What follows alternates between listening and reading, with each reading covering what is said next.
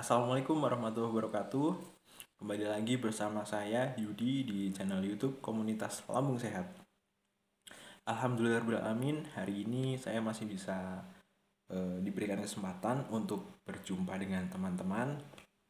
Meskipun hanya melalui video ya, tapi insya Allah pertemuan ini bisa membawa manfaat bagi saya dan juga teman-teman yang sedang menyaksikan video ini. Amin. Eh, saya tinggal di lereng Gunung Slamet ya, tepatnya di Desa Pulosari, Kecamatan Pulosari, Kabupaten Pemalang, Jawa Tengah. Saya bisa menikmati udara segar di sini, kemudian bisa menikmati keindahan alam di pedesaan, di pegunungan, kemudian bisa menikmati keramahan warga desa ya teman-teman. Nah, eh, tentu saya bisa menikmati semua ini dalam keadaan sehat walafiat, alhamdulillahirobbilalamin. Setelah beberapa tahun lalu saya mengalami penyakit asam lambung.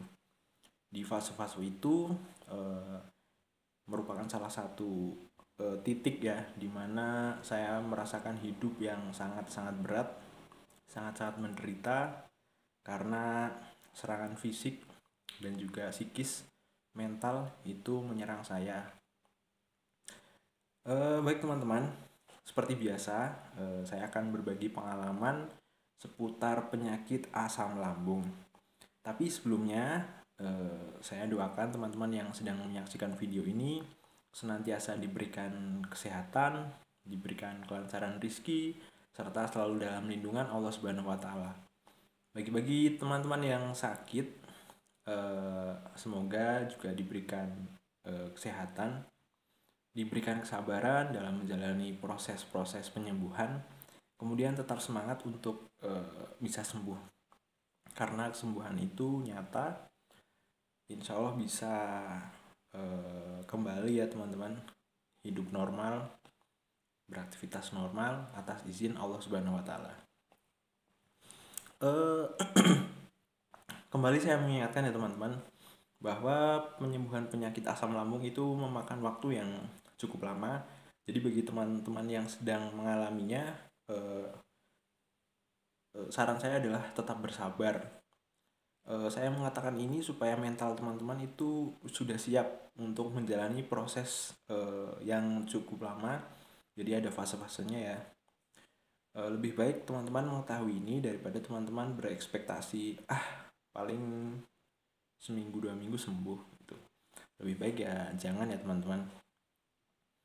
Kemudian juga seberapa keras teman-teman berusaha, tapi ingatlah bahwa pemberi kesembuhan adalah Tuhan Yang Maha Esa, Allah Subhanahu wa Ta'ala.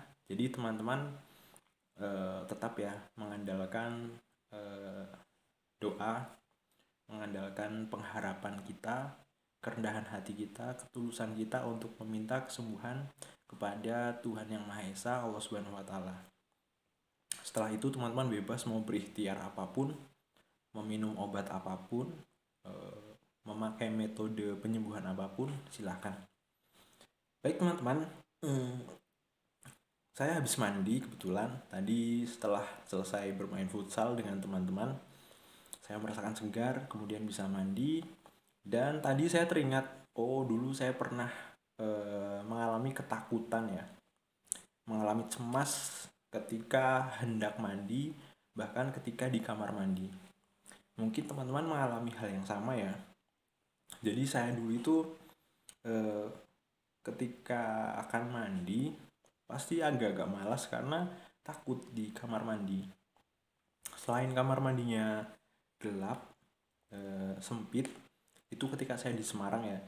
Di rumah saya di sini juga ada beberapa kekhawatiran, yaitu takut pingsan, takut meninggal di dalam kamar mandi, terutama ketika saya menyiram bagian kepala ya.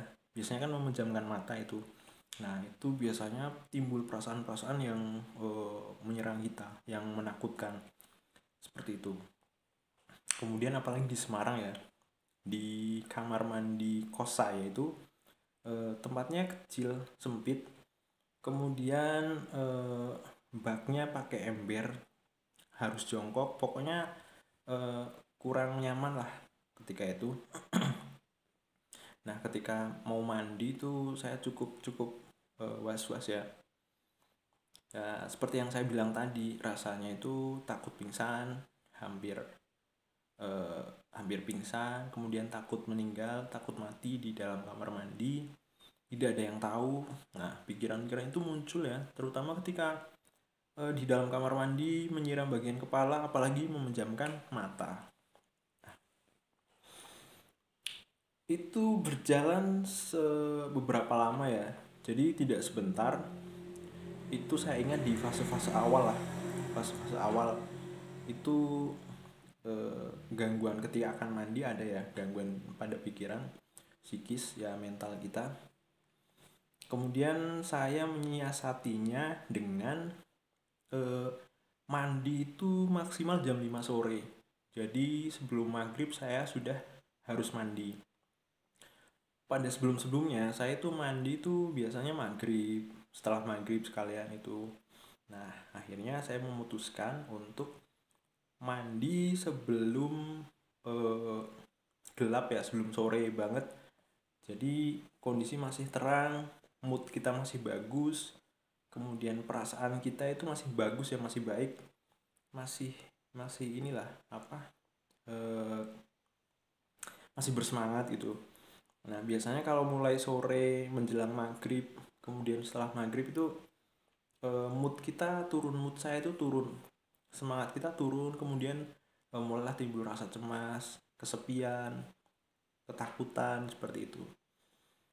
Nah, selain mandi sebelum jam 5 sore, biasanya saya juga mulai ini ya, berdoa. Biasanya nggak pernah berdoa sebelum masuk kamar mandi. Sebelum mandi biasanya itu ya cuek, mandi ya mandi aja, masuk kamar mandi ya masuk kamar mandi aja, seperti itu.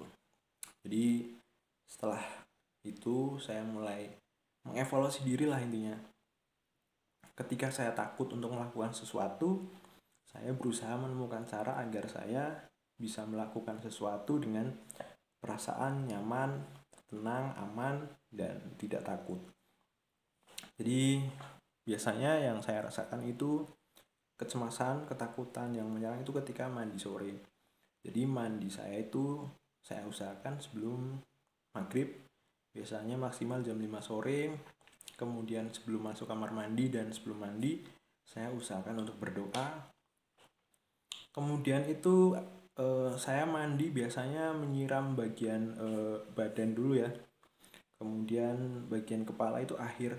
Jadi saya menyiram bagian badan, kemudian bebersih menggunakan sabun, setelah itu baru bagian atas, seperti itu.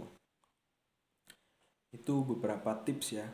Kemudian kalau pagi biasanya ketika awal-awal itu saya ingat saya jarang mandi pagi ya ketika itu.